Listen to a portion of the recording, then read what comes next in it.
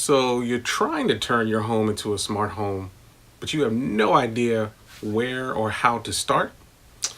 Well, stay tuned because I'm going to break it down for you coming up next.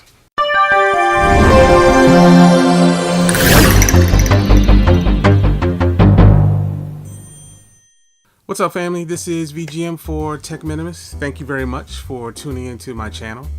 So today we're going to talk about your network. So your network is a very important component of building your smart home. It's not the most sexy, but it is a very important one. So your cable company is more than likely also your internet service provider or your ISP. They give you the means and devices to traverse the internet using a device known as a cable modem.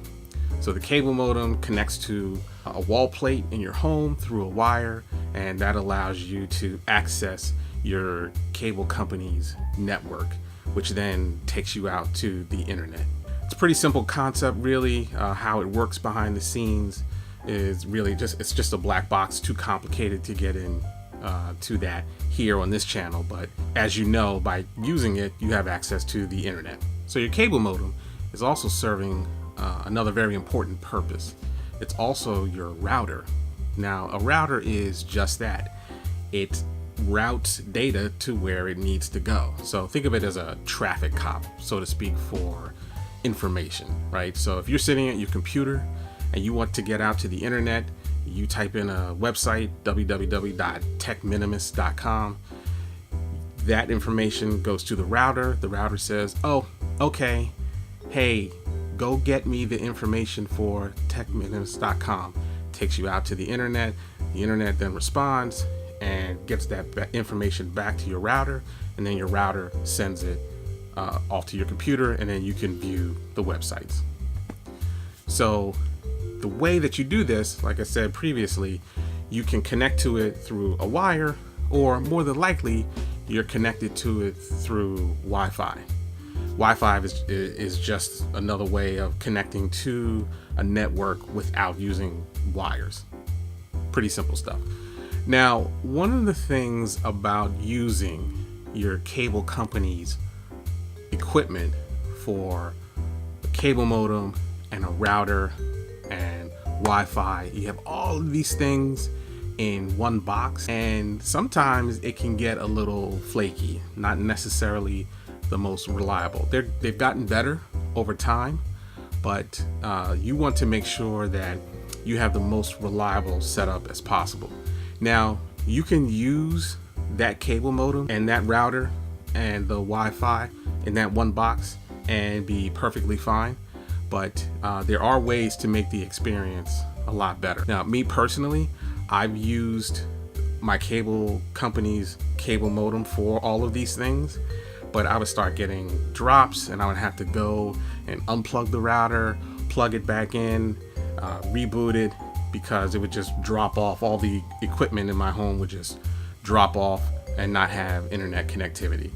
And I got increasingly frustrated by that, as you can imagine. So I decided to go ahead and get another device that would act as my router and Wi-Fi. The device I chose is what's called a Wi-Fi mesh router.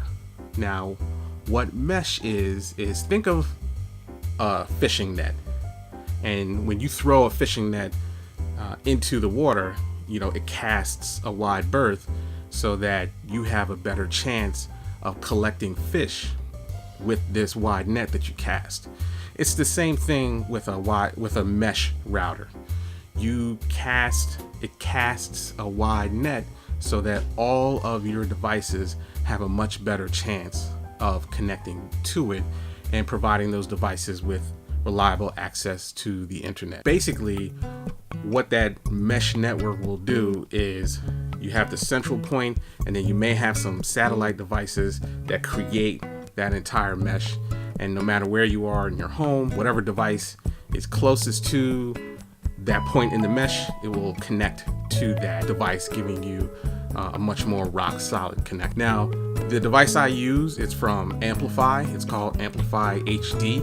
You've got the central box that serves as the main component and then you've got these two wands that are satellites that are connected to different floors, and they all kind of talk to each other, creating this mesh or this net. I chose to use that because I had some dead spots in my home where I would go, if I were upstairs, all the way upstairs on the top floor, there would be points where my device, if I was on a device, it would drop off or not have the best connection.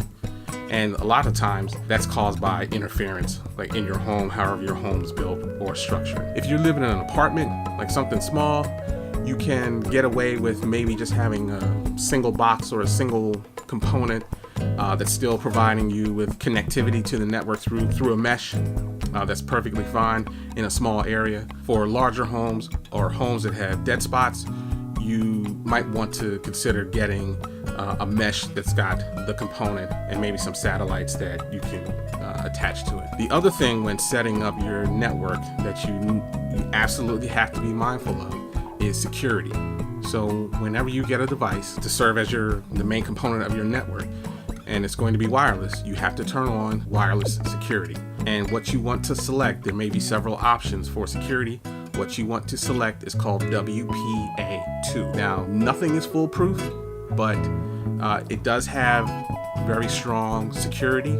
So that's the selection that you want to make. Also, when setting up your wireless network, when you put in your SSID, and that's basically the name of your wireless network that gets broadcast out. So if you pick up your device, you say, I want to connect to a wireless network, and it pops up a list of names. That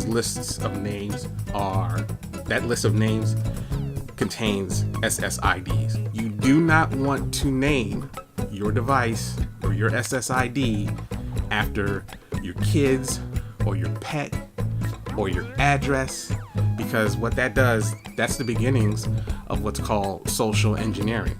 If you're setting up your SSID and you use, say, your kids' names, well, that tells people that, okay, that SSID belongs to that house because those two kids live there. And if they're using their kids' names, maybe the password has something to do with their kids also, or maybe their pets. It just makes it a little bit easier for people to hack into your network.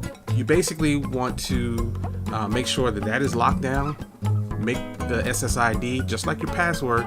Just make the SSID something that's familiar to you, but doesn't really mean a whole lot to anybody, right? So my SSID is fairly generic. I know what it means, but anyone else who comes up and pulls up a device and is looking at a list of SSIDs that are being broadcast in the area, they're not going to necessarily know that it's mine, right? So it doesn't identify me. And then same with the password. Make sure that it's easy for you to remember, but difficult for someone to guess. I know easier said than done, but there are things. Just think about an instance of something that happened in your life that was memorable to you, but maybe not necessarily involving anyone else. Things like that. And then you add some special characters in there as well. That's it for setting up a network. Tune in next time when I'll be talking about bulbs and switches and things like that to really get the smart home setup kicked into high gear. Again, thank you very much for tuning in, and as always, peaceful journey. Thank you. Oh, and hey, do me a favor, go ahead and hit that subscribe button right over there. I'd really appreciate it. Thanks.